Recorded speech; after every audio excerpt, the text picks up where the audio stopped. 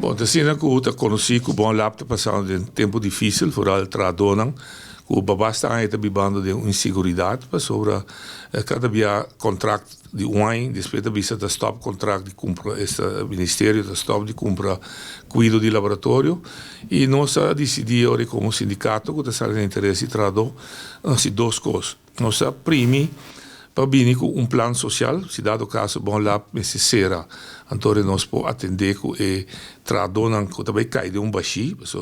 tem trabalho, tem entrada, mas também de uma situação como não tem trabalho, não tem entrada, e nossa experiência é com o pé. Pero nós escolhemos também para escalar a problemática a nível de governo e político. E esse é onde nós vamos dois reuniões de Eilandsraad,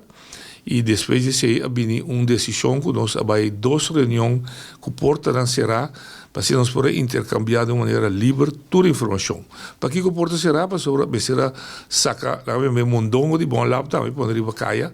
Então, bom, se esse público sobre a sua posição de competência ahorita bem da película. Em reuniões nós intercambiar informação de toda sorte. Turende a dar toda informação, todo input, e o que nós apreciamos é que o líder da fração